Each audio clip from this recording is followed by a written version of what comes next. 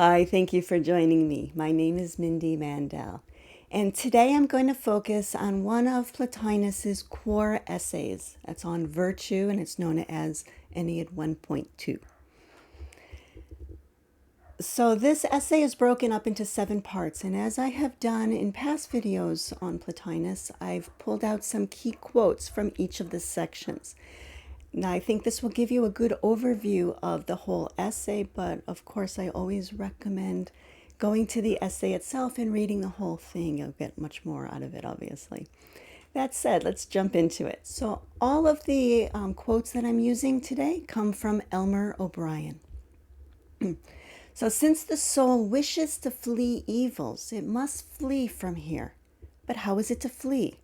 Plato says by becoming like the divinity. That is, by becoming holy, prudent, virtuous, in other words. I think there's a common image of Plotinus as somebody who denied the body, who hated the body, who saw being incarnated in human form as some kind of punishment that we want to escape. And I think that image comes from quotes like this one, especially when taken out of context. If you see just this, it certainly gives that image. Hopefully, by the end of this video, we'll have a more nuanced understanding of what his image was, of the relationship between soul and body and how virtue affects that. One thing I'll point out here is that evil for the Platonists is not the same as evil in the Judeo-Christian sense. We're not talking about something bad, and there's not the idea that we're born with original sin. That's not a part of the Platonic metaphysics. We can think of evil more as unhealthy. And in general, an evil is anything, for the Platonists, an evil is anything which is foreign to its natural way of being. And so the soul is intellectual in essence, and therefore its natural path is to be drawn to intellect. But the physical world pulls us away, and when we identify with the body, it's not that the body is evil, it's that this is unhealthy for the soul. And so in that sense, it is you could call it an evil or something unhealthy. Hopefully we'll get, as I said, we'll get a more nuanced look as we go on, though there's more to that. Okay, so we want to have a likeness to the divinity, but then the question becomes, likeness then to which divinity? Because we are in this world, naturally it is the soul or soul itself that we are rendered like by virtue. Excuse me. And if it is true that like our own souls, soul itself aspires to the intelligible realm, then it is clear that the pattern of existence and the virtues as well come to us as to it from that realm. So here we're seeing a little more of the metaphysics behind Plotinus's thinking, that individual souls are like soul itself, or that monad, if you will, soul. And we are intellectual, we aspire to the intelligible realm. And so whatever it is that we call virtue, it comes from that intelligible realm. That is the pattern that we are modeling ourselves on. We derive from the intelligible realm the order, the proportion, and the harmony that here below make up virtue. So now we're seeing a little more into his definition of virtue. Virtue in the soul is what gives it order, proportion, and harmony. But, he goes on to say, to the intelligible beings, having no need of harmony and order and proportion, virtue is of no use. Nonetheless, a virtue's presence makes us like to them. And so there's a bit of a paradox that is going to run through the whole essay. By the end, we will see how he answers this paradox. But here he's introducing it. So virtue comes from the intelligible realm, yet the intelligible beings have no need for virtue. So we don't actually say that virtue is there. They don't need harmony, order, and proportion. Yet they are the source of it. And so that is the paradox.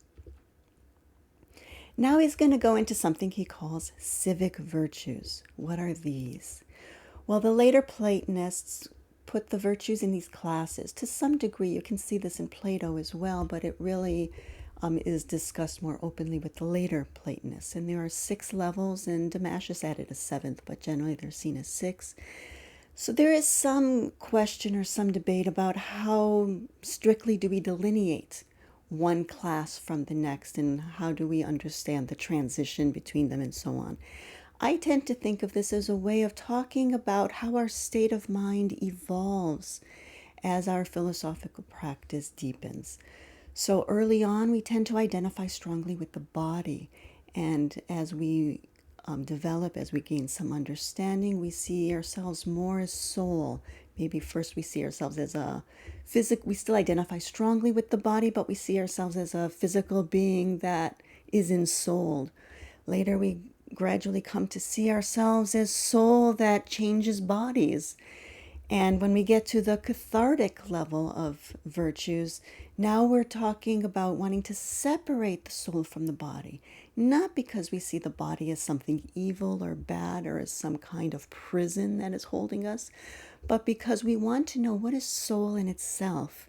And we want to go beyond just the theories that we had talked about at the level of understanding. We want to go into direct knowledge of the soul. And that means that we need to, as much as possible, separate the soul from the body. And that's where you get into like the way virtue is discussed in the Phaedo. The Phaedo is about Plato's dialogue. Phaedo is about that separation of soul from body, the philosophical death, if you will. And that's the cathartic virtues. And so our understanding of the virtues evolves. The basic meaning of the four virtues is the same throughout, and I did do a video on that. I'll link it at the end for those of you who haven't seen it and want to. But the basic understanding is the same, but as we evolve, as we change, our understanding of the virtues is going to evolve with us. And so that's why there are the different levels. Now, in this essay, Plotinus is going to focus on the civic virtues, which are sometimes called ethical virtues, and the cathartic, and at the end, he's going to introduce the theoretic. Okay, that said, here we're still in section 2. We're looking at the civic virtues. It must be remarked that likeness is of two sorts. That of beings whose likeness is reciprocal, that share an identical element because they spring from the same source, and that of beings which achieve a likeness that is not reciprocal, that do not share an identical element, but there is a different element, because one is the prior of the other. So likeness in terms of horizontal versus vertical relationship. And now he's going to tell us a little more of how he understands the civic virtues. The civic virtues genuinely order our lives for the better. They limit and moderate our desires into all of our passions. And so here we're seeing how they function. And at the level of the civic virtues, it's very much about functioning from the rational soul and maybe limiting the passions of the irrational soul. So to the extent that they are limits for the soul considered materially, the virtues themselves receive their limits from the image of ideal measure that is in them. They possess a trace of perfection from above.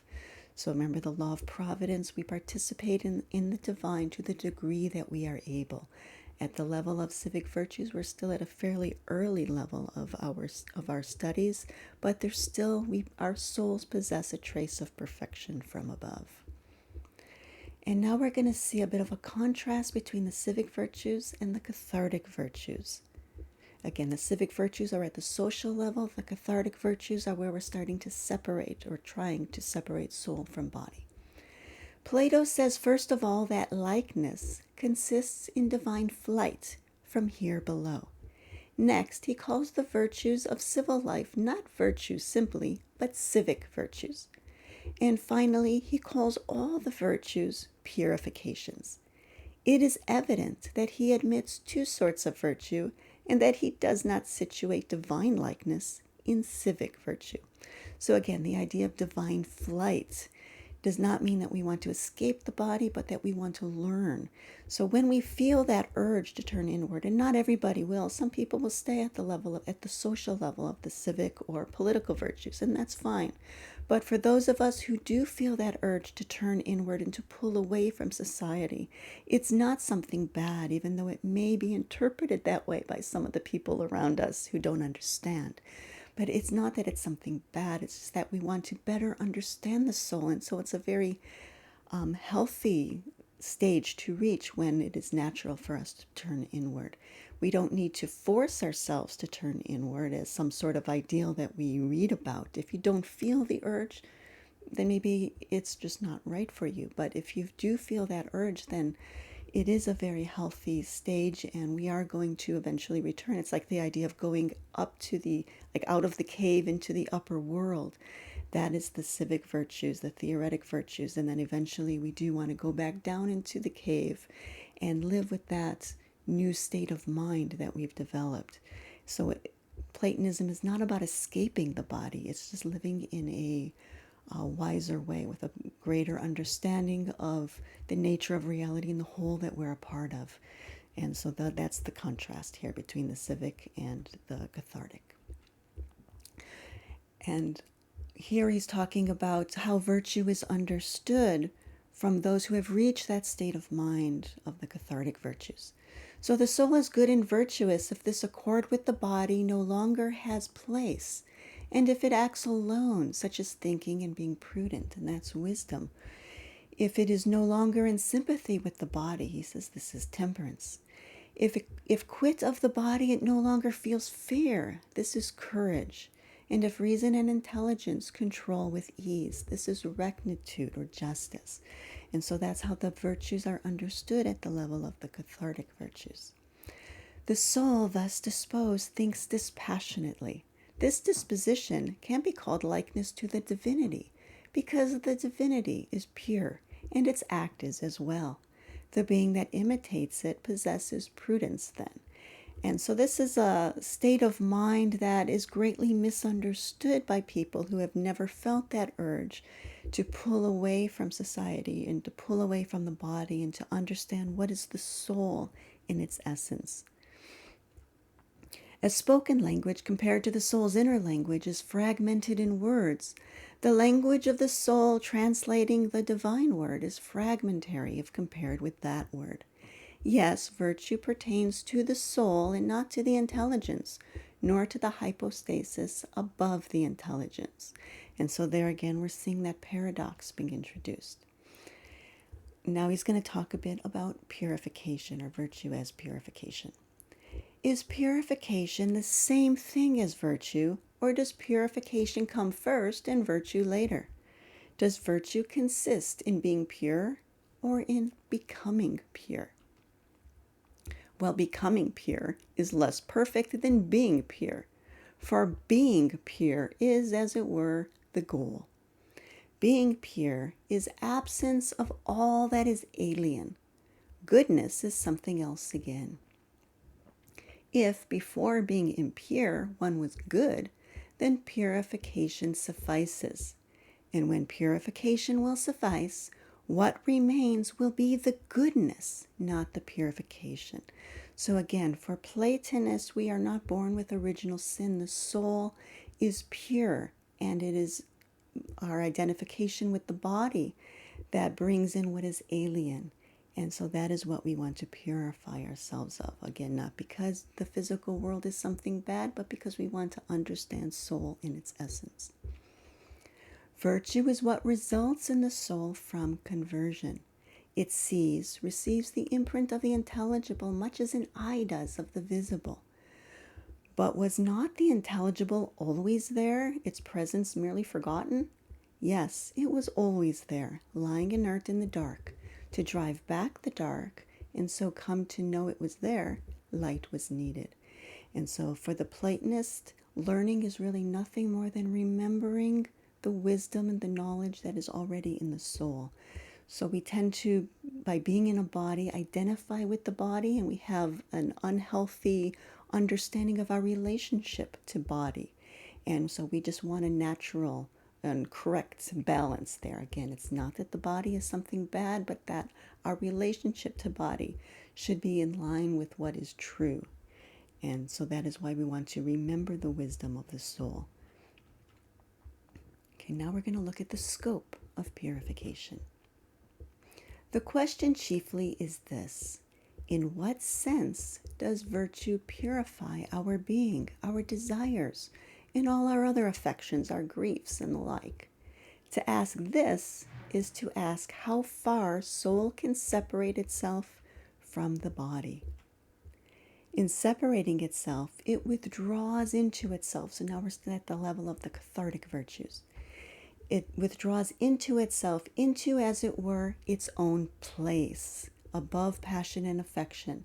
The unavoidable pleasures of sense become mere medication and assuagement, lest it be disturbed. It no longer knows suffering, and if that is impossible, it bears suffering without bitterness and eases its sting by refusing assent to it.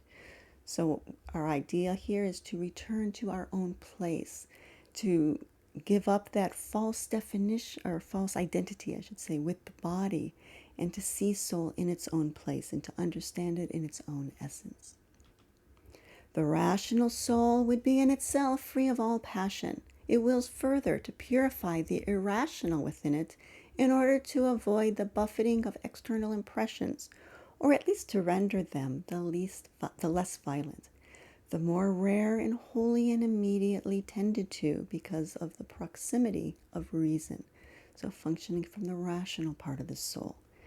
Okay, now he's going to look more fully at the cathartic virtues. What form does each of the virtues take in a soul of this sort? So now we're looking at the four virtues from the perspective of the cathartic virtues.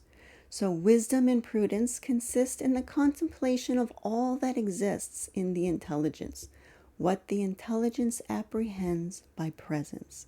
So being focused on reality itself. In the intelligence, they're not virtues, but in the soul, they are virtues.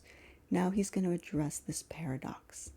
Justice in itself, for example, as every virtue in itself, is not a virtue, but the exemplar, the source of what in the soul becomes virtue. So virtue itself, in its hyparxis, or its highest flowering, it transcends the whole train, if you will, the whole procession of justice at the various levels. And so justice itself is above even intelligible justice.